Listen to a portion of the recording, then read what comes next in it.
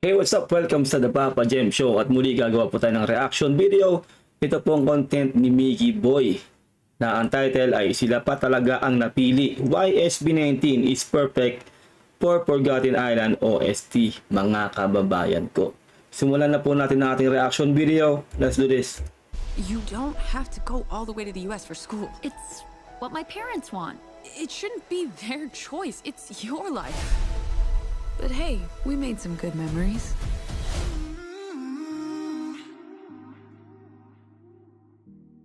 Wow, memories to.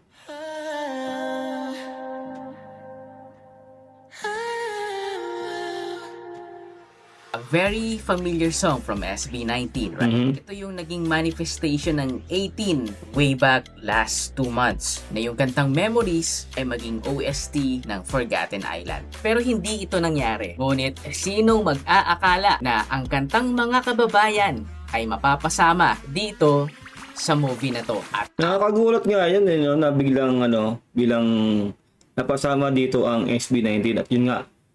Kumbaga gagawa sila ng cover nila ng kanta ni Master Rapper Francis M na Mga Kababayan Ko.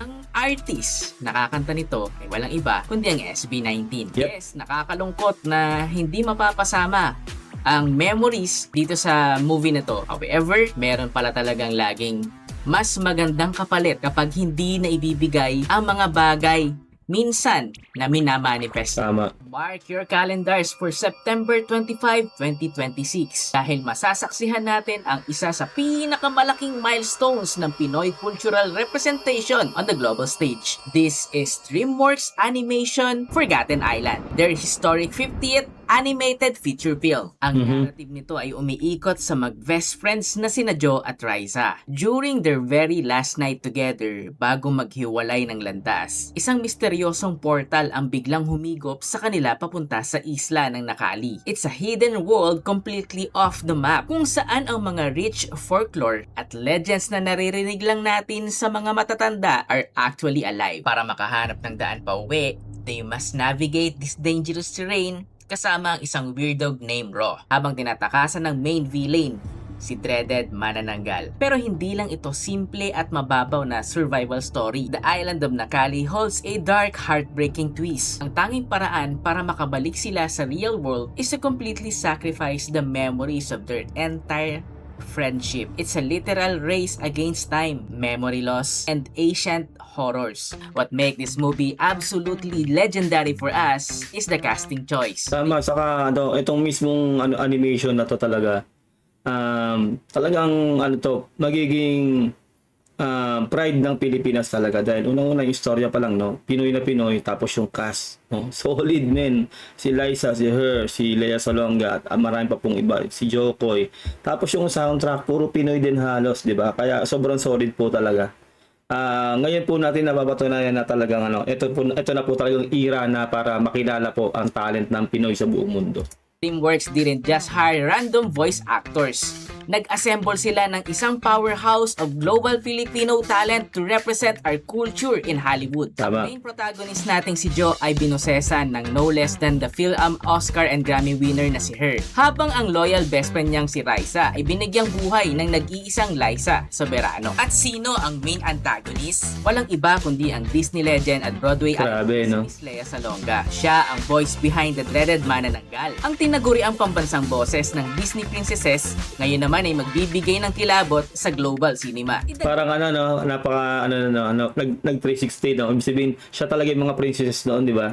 Si Lea Salonga, tapos ngayon siya naman yung villain. Ang galing, no? Dagdag mo pa ang acting prestige ng BAFTA nominee na si Miss Dali De Leon, ang global comedy star na si Jokoy, at ang Hollywood actor na si Manny Jacinto. Ang line-up pa lang na ito ay malaking deklarasyon na ng galing ng mga Pilipino. Alam mo po, dumog to na pa nag-showing yan. So, dumog talaga yan, lalo sa Pilipinas. Dahil syempre, natin yan pride po natin yan. Kumbaga, bihirang-bihira po talaga mangyari yung ganyan na mag-produce yung DreamWorks ng Pilipino ang tema ng kanilang pelikula. Pero lumipat tayo sa aspeto kung saan talagang nagpakitang gilas ang mga Pilipino sa international music industry ngayon. Ang official soundtrack nito. Universal Pictures and DreamWorks absolutely understood the assignment pagdating sa pagpili ng musical voices ng ating bansa. Unang-una na dyan ang Nation's Girl Group ang Bini. Kasama Yep. ang kanilang original song titled A Parallel World. This specific track was engineered para lalong i-elevate ang themes ng sisterhood at friendship ni Jo at Raisa sa movie. And the lineup keeps getting better. Si Sofia La Forteza ng global group na Cat's Eye. Puro Pinoy talaga, no? For vocals, for a hauntingly beautiful reimagined version ng classic rock song ng INXS na Never Tear Us Apart. Para naman Sa mga gusto pong gawan natin ng reaction video itong yung Cat's Eye, mag-comment po kayo sa baba kung gusto nyo po, no, para malaman ko. Kasi hindi pa po natin nagagawa ng reaction video sila. Pero ito po, no, sobrang solid po nito talaga ito. Correct me if I'm wrong po, no, pagkakalong po siya po ang leader. Siya po leader ng Cat's Eye. version ng classic rock song ng INXS na Never Tear Us Apart. Para naman sa high-octane at action-packed scenes, maririnig natin ang raw aggression ng Phil-Am rapper na si Ruby Ibarra. Kasama si Carl Angelo sa kantang Salbahe Ako. Tunay na Pinoy pride. Ito nag-trending din to, di ba? Pagkakaalam ko, may siya, nakita ko siya sa Instagram. Nakalimutan ko lang yung niya, pero trending din yung niya. Yung video niya. Ang line-up na ito. Wait a minute. Akala nyo nakalimutan ko, no? Siyempre hindi. Dahil nandito rin ang SB19. Yes! Bago tayo pumunta sa SB19, sino nga ba ang naging bridge para mangyari ito? We need to give credit where credit is due. At ang dambuhalang credit na yan belongs to Miss Roslyn Pineda. Mas kilala ng buong 18 fandom bilang si Mama Sunny. As the General Manager of Sony Music Philippines, Okay. Head of Sony Music Publishing Asia, Thank you po, ma'am, no? Thank you, madam, dahil sa'yo napasama ang SB19 doon.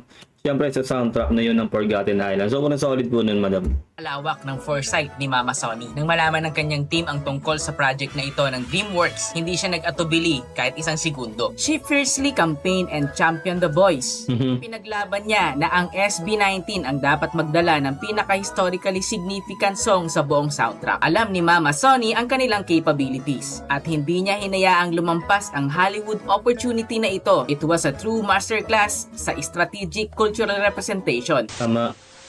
Pumunta tayo sa absolute centerpiece ng talakayan natin. Idol, oh. Kantang ipinagkatiwala sa SB19.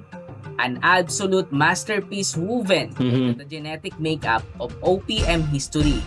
Ang Yep. nang walang kamatayang king of Pinoy rap na si Francis Magalona. Mag-trivia muna tayo para mas maintindihan natin ang bigat ng kantang ito.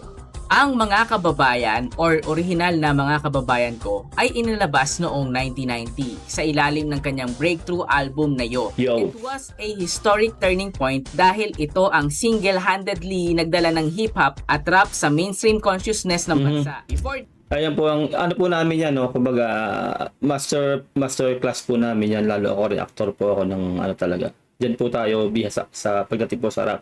Yun nga po, totoo po yung sinasabi niya na yun, na talagang yan po ang actually nagpakilala talaga sa rap, no, sa sa Pilipinas, no. Pero syempre may mga nauna po talaga sa kanya, sila Vincent Dapalong at yung isa pa po, no, na talaga pong nagra-rap, pero hindi po kasi sila na focus talaga doon. Pero may mga nauna po talaga ng rap kay Kiko o dito kay Francis M at kay Andrew E. Pero kung pag-uusapan po talaga ang rap, yung dalawang pioneers po na yan ang nagsimula talaga ng rap. Si Master Kiko, si Francis Magalona at si King of Tagalog Rap, si Andrew E. ng Donggalo Records. Sila po talagang dalawa. At kung pag-uusapan po ang king ng Tagalog Rap o ng Pinoy Rap o Pinoy Hip Hop, dalawa po talaga sila. Hindi po lang si Kiko o hindi lang po si Francis M. Dalawa po sila. Malalaman nyo po yan doon po sa kanta po nila na pinagkolaban po nilang dalawa, na nabanggit po ni Kiko doon na dalawa po silang hari. King of rappers in the house.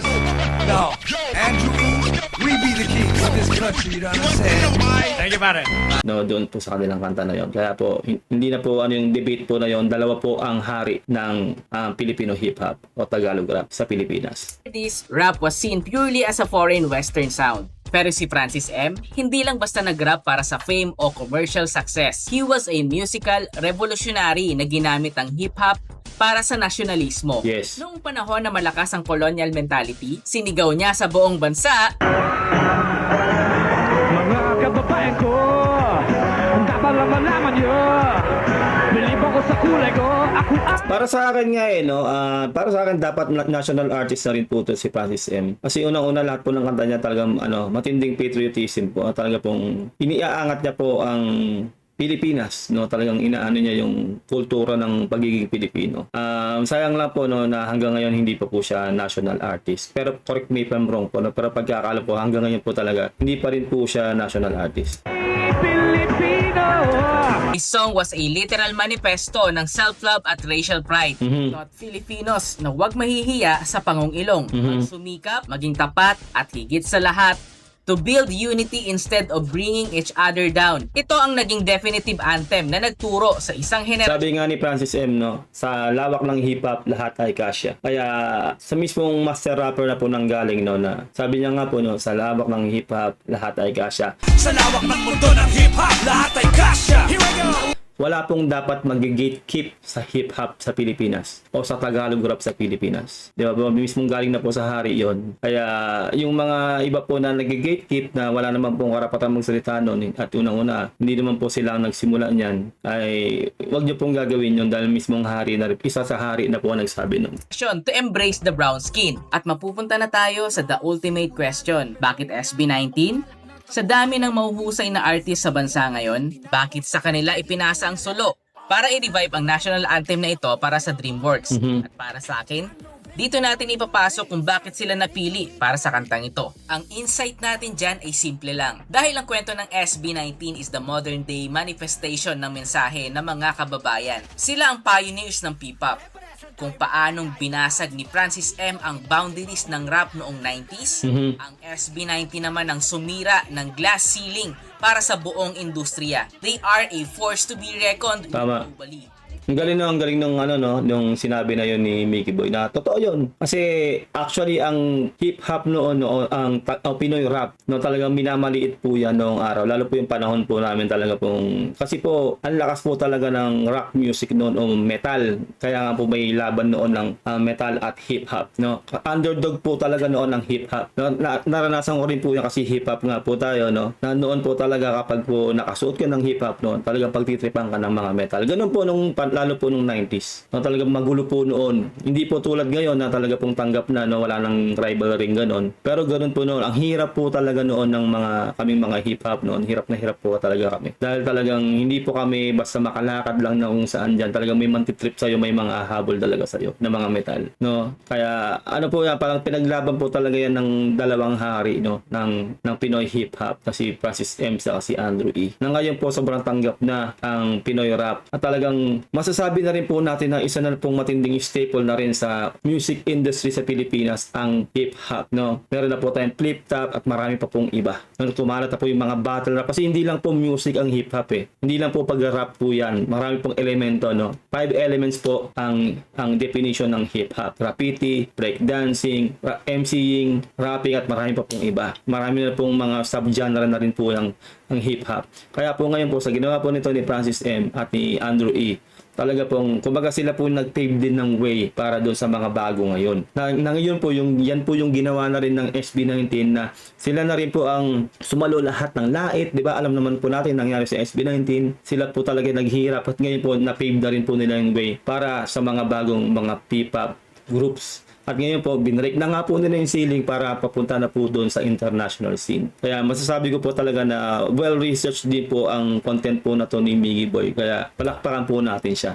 Napakahusay. Let's look at the facts. Sila lang naman ang kauna-unahang Southeast Asian at Filipino act na na-nominate sa US Billboard Music Awards Top Social Artist category, standing side by side with global giants. Hindi lang yon. They historically peak at number 2 sa Billboard Social 50 chart at ang kanilang cultural phenomenon track na Gento ay pumasok sa Billboard World Digital Song Sales at nag-trend worldwide pati sa mga international idol groups. And it doesn't stop there. Ngayong July 28, 2026, they are set to achieve another legendary milestones as they're bringing the voice of the Philippines straight to the prestigious Grammy Music Global Spin live performance. Sa akin, no, alam kong hindi maiiwasan yung rivalry na ito, obviously saka ano, no, rektahan na tayo, may fandom war na nangyayari talaga. Kahit na hindi pa natin aminin, meron talaga. Yung lalo yung Bini saka yung SB19, yung mga fandom, no, 18 saka yung nakalimutan ko tawag ng fandom ng ano ng Bini na may nagiging sagutan, no. May minsan talaga may mga toxic talagang ano, both side po yan na may mga toxic na nagkakasagutan. Pero para sa akin po, sana tigilan na rin po. Although talagang hindi maiwasan minsan, pero para sa akin, sabi nga ni Pablo, di ba? Choose to be kind, ganun na lang po. Lahat po. Kasi sila po, wala naman po silang kaaway rin ng mga P-pop groups eh. Kahit po yung BINI, hindi po nila kaaway yan. Talagang nagsusuportahan po talaga sila. Sana kung ano maging achievement ng isa, ay maging masaya na lang din yung isa. No, vice versa po yan na wala po tayong kinikilingan dito kasi po ako talaga di sa channel po natin gusto ko po talaga na magkakasundo ang lahat, no. Although talagang minsan talaga hindi mo rin talaga maiiwasan na may toxic talaga dahil ako may mga sinasagot din ako na fans ng BINI noon nung nireact ko yung isang kanta nila, nakalimutan ko, salamin ba yun, na kung ano-ano yung sinabi sa akin, no? Pero kumbaga bilang lang naman siguro sa daliri yun eh, no? Kumbaga gine-gatekeep nila, parang ayaw nilang i-react ko yung kanta ng BINI bilang ako ay 18, parang ganun, no? Pero siguro bilang lang sa daliri yun, siguro marami naman sigurong fans ng BINI na hindi naman ganun yung mindset. Yung iba gusto pa talaga nila na mapalaganap pa syempre yung mga idol nila na BINI, no? Sa obviously sa 18 din may mga ganun din, may mga rotten fruit din na matatawag, di ba? Wala naman pong perfecto, pero para sa akin talaga, sana wag na pong ganon, no? Kumbaga kung ano man yung makamit ng BINI, kung ano man makamit ng SB19 at kung iba pa pong P-pop groups, no? Sana maging masaya na lang po tayo. Tigilan na po sana yung fandom war dahil wala naman po talaga mangyayari. Although sabihin natin na competition yan, ganoon talaga, minsan sinasabi na healthy competition, mas maganda yung may competition para talaga mag-improve pa. Pero kasi yung iba kasing mga fans talaga ng mga toxic, no? Lumalaktaw na po talaga sila, lumalagpas na po sila doon sa limit na para sobrang toxic na talaga, hindi na maganda. Yun lang naman yung opinion ko po, no, bilang ako yung content creator, no. Gusto ko lang pong sabihin na para sa akin talaga ayoko po talaga ng fandom war. Lalo't mga Pilipino po tayo, lahat po ng mga grupo ng mga Pilipino, mas gusto kong masuportahan na lang po natin silang lahat. Kasi kung anong tagumpay nila, tagumpay din ng bansa po natin yan. Plus, making waves as part of the massive Lollapalooza 2026 lineup. Sino mag-aakala na ang isang grupong nagsimula sa simpleng pangarap ay magiging ganito ka-respected ng international music scene? This is pure world-class excellence. But what truly commands respect globally is that the SB19 members are self-made global icons. They are not just performers. They are producers, songwriters, at game changers na nagpapatakbo ng sarili nilang kumpanya. Yun yung no? Yun yung malaki ding advantage ng SB19. Una-una, hawak nila yung sarili nila. Wala silang masasabi natin boss na hindi pwedeng, kumbaga may deadline, kailangan hamagabol sila. Kumbaga magiging hilaw yung project, di ba? Magiging hindi maganda yung pagkakaluto, di ba? Yung tipong ganun. Ang SB19 kasi talagang self-made nga sila. Yung kumpanya nila, kanila talaga yun. Kumbaga talagang kung may gagawin silang proyekto o kanta, talagang maluluto nila ng ayos. 'Di ba? Kompleto rekado. Walang magdidikta sa kanila kung anong dapat nilang gawin, 'di ba? Sila ang boss sa sarili nilang sarili, 'di ba? Ganun. Ang 1Z Entertainment. Foreign media and global music critics have highly praised them for their unmatched live vocals and intense synchronization habang nagpe-perform ng walang lip-sync. Sila ang kahulugan ng totoong talento. Yep. The song Mga Kababayan talks about relentless hard work and unapologetic cultural identity. Face immense public skepticism pero napatunayan nila na ang galing ng Kayumanggi ay kayang sumabay at manguna sa buong mundo nang hindi ibinebenta ang kanilang kultura. Kaya na nga, no, kumbaga, siguro kung nakikita ni Kiko, no, ni Master Rapper Kiko Francis Magolona, itong mangyayari na to, o nangyayari ngayon sa industriya, siguro masaya na rin siya, di ba? Tama yung, kumbaga, yung pangarap niya ay nangyayari na ngayon. Di ba? Nangyayari na ngayon sa industriya. Kumbaga, globally nakikita na o na-recognize na talaga ang Pinoy artist. No? Ganun katindi. Giving them this track isn't just a regular pop cover. It is the historical passing of the torch mula sa original king of rap patungo sa undisputed kings of P-pop. Sila ang perfect embodiment ng bawat linyang isinulat ni Francis M. noong 1990. Ultimately, ano nga ba ang core moral na iiwan sa atin ng Forgotten Island? Kung titingnan natin ng malalim, ang pelikulang ito serves a massive cultural metaphor para sa ating mga Pilipino. The island forces the protagonist to choose sa pagitan ng kanilang future escape at ng kanilang past memories. It teaches us the vital lesson na ang global progression at pagtapak sa world stage should never come at the cost of forgetting your roots.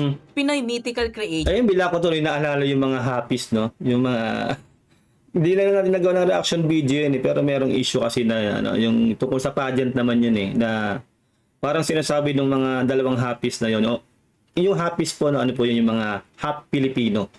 Noon, sinasabi nila na hindi naman daw makakakuha daw ng awards, o hindi naman nanalo sa mga pageant, no? Yung mga pure Filipino, kundi dahil lang sa mga half Pinoy. Ang sakit, no? Grabe, no? Pero para sa akin, hindi nila naiisip na part din ng dugo po nila yung Pilipino. Kumbaga, para sa akin, wala silang karapatan na magsalita ng gano'n. Di ba? Pero ngayon, eto na. Kumbaga, mapapatunayan na natin na talaga kung eto na, breaking na global stage na talaga ang pure-blooded Pilipino. Dahil po sa ating mga artist na to. Di ba? Ng Bini, ng SB19 at marami pa pong iba. Di ba? Talagang breaking the wall na po talaga. Di ba? Kasi para sa akin, lahat po talaga dapat suportahan po natin basta po Pilipino. No, kaya etong SB19, proud na proud po silang Pilipino sila. Binubuhat po nila ang bandilang Pilipino. Kaya para sa akin, masarap talagang suportahan tong SB19 kasi po ganun po sila. Hindi po nila kinahihiya ang lahi nila bagkus ipinagmamalaki pa nila ang kanilang lahing Pilipino. Choose na hindi nagmumukhang halimaw, kundi mariringal na bahagi ng kultura. Madalas, sa kagustuhan nating maging global at mag-assimilate sa foreign standards, nalilimutan natin ang sarili nating kwento. We forgot our own nakali, ang sarili nating native identity. Pero ipinapaalala ng movie na ito na ang ating folklore, wika at mga pinagdaanan are not weaknesses. They are our ultimate superpowers. The sacrifice of Joe and Raisa highlights na ang ating identity at kasaysayan ang tunay na nagpapatatag sa atin. At ang boses ng SB19 echoing Francis M. timeless words sa background serves as a definitive reminder. Sobrang excited na rin ako sa magiging rendition nila ng mga kababayan ko. Ng mga kababayan na kanta ni Francis M. No? Kumbaga, syempre, naiisip ko na yung strategy ni Pablo dyan. No? Si Pablo kasi sobrang meticuloso, di ba? Kung si Pablo yung mag-a-arrange no? Kaya parang sobrang nakaka-excite talaga. At syempre, na para mapanood din natin itong Forgotten Island na talaga pong masasabi po natin na Pinoy Pride. Lahat po yan, no? Lahat po ng cast, lahat po ng nasa soundtrack, as in, sobrang nakaka-proud po, no? Kasi pinagmamalaki po nilang Pilipino sila. No matter what corner of the world you conquer, be it a Hollywood studio, the Grammy stage, o isang literal na Forgotten Island, never be ashamed of your skin. Huwag kang mahihiya. Dahil ang pagiging Pilipino, yun ang pinakamalaking asset mo sa buong mundo. Nice. Sobrang solid talaga, no? Palakpakan po natin si Miggy Boy. Ilalagay ko po sa description ang link ng kanyang video para po makapag-subscribe po kayo sa kanyang channel. Meron na po siyang 10.4k subscriber. Mag-subscribe po kayo sa channel niya. No? Sobrang galing po niya nito ni Miggy Boy. Huwag nyo rin sana kalilimutan na mag-subscribe dito po sa ating channel. Ingat po kayo lahat. God bless and peace out. Bye.